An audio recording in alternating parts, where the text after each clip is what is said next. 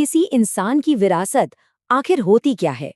यह सिर्फ कुछ यादें नहीं होती, बल्कि एक ऐसी गूंज होती है, एक ऐसा असर जो वक्त के साथ और भी गहरा होता जाता है।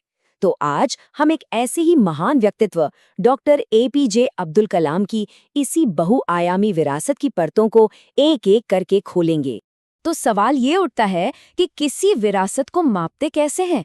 क्या इसे मिले हुए अवार्ड्स की गिनती से मापते हैं, या उन बड़ी-बड़ी बिल्डिंग से जिन पर किसी का नाम लिखा हो, या फिर शायद इसका असली पैमाना वो दिल होते हैं जिन्हें किसी ने छुआ हो?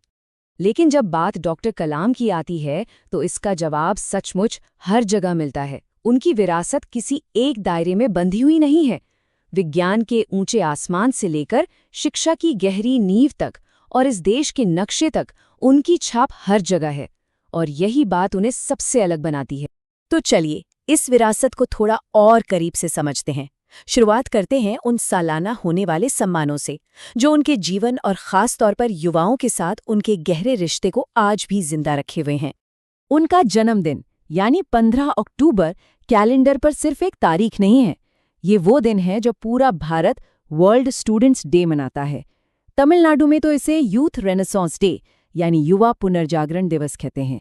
सीबीएसई से लेकर इंडिया पोस्ट तक हर कोई इस दिन को खास बनाकर उनकी यादों को ताज़ा रखता है। पर देखिए, डॉक्टर कलाम की विरासत सिर्फ गुजरे हुए कल को याद करने के लिए नहीं है। नहीं, ये तो आने वाले कल को बनाने के बारे में है। ये कल के साइंटिस्ट्स और थिंकर्स में इन्वेस्ट करने के बारे में है। और ये होता कैसे है?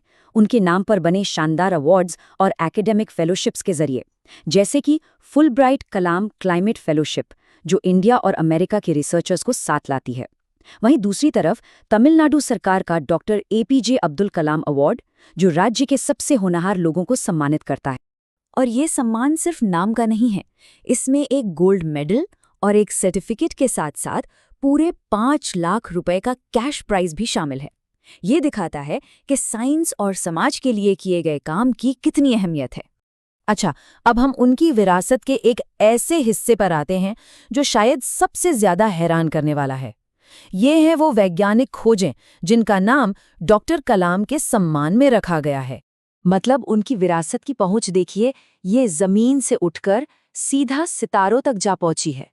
जरा कल्पना कीजिए, इंटरनेशनल स्पेस स्टेशन यानी ISS जो धरती के चक्कर लगा रहा है, वहां नासा के वैज्ञानिकों को एक बिल्कुल नया बैक्टीरिया मिलता है और वो उसका नाम रखते हैं सोलिबैक्यूलस कलामी।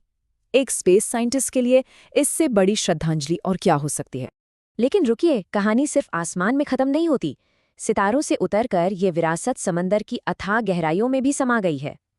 जी हाँ, 2022 में इस समंदर की गहराइयों में एक नई तरह की फुटबॉल फिश मिली और उसका नाम रखा गया हेमांटोलोफस कलामी। शायद उनकी कभी न खत्म होने वाली जिज्ञासा ही है जो आज भी रिसर्चर्स को प्रेरणा देती है। स्पेस की ऊंचाइयों से लेकर समंदर की गहराइयों तक उनका नाम खोज का दूसरा नाम बन गया है। और ये कोई 1-2 बार की बात नहीं है, ये तो एक सिलसिला है जो चल रहा है। 2017 में एक बैक्टीरिया, 2018 में एक पौधा, 2022 में एक मछली और 2023 में एक टार्डीग्रेड। ये सब उनके नाम पर हैं। ये दिखाता है कि साइंटिफिक कम्युनिटी पर उनका असर आज भी कितना जिंदा और मजबूत है। वैज्ञानिक खोजों से आगे बढ़कर अब बात करते हैं उनकी विरासत के उस रूप की जिसे हम देख सकते हैं, छू सकते हैं। वो स्थायी जगहें जिन पर आज डॉक्टर कलाम का नाम लिखा है। और इसमें सबसे बड़ा और सबसे अहम उदाहरण है ओडिशा का व्हीलर आइलैंड।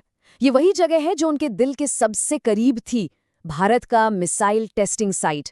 अब इसका नाम है अब्दुल कलाम आइलैंड। इससे ज्यादा सार्थक सम्मान शायद ही कुछ हो सकता है।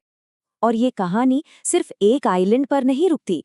नई दिल्ली की एक अहम सड़क, हिमालय की एक ऊंची चोटी, हैदराबाद का पूरा मिसाइल कॉम्प्लेक्स, पटना से लेकर पुडुचेरी तक साइंस सेंटर्स, उनका नाम देश के नक्शे पर हमेशा के लिए छप चुका है।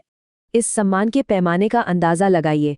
हिमालय में 6180 मीटर ऊंची एक चोटी, आज उसे माउंट कलाम के नाम से जाना जाता है। ये वाकई उनकी विरासत की ऊंचाई और विशालता को दिखाता है। तो इस तरह हमने देखा डॉक्टर कलाम की विरासत कितने अलग अलग रूपों में हमारे साथ है। सालाना होने वाले जश्न में जो उनकी सोच को जिंदा रखते हैं, एकेडमिक फेलोशिप्स में जो भविष्य बनाते हैं, नई नई खोजी गई प्रजातियों में और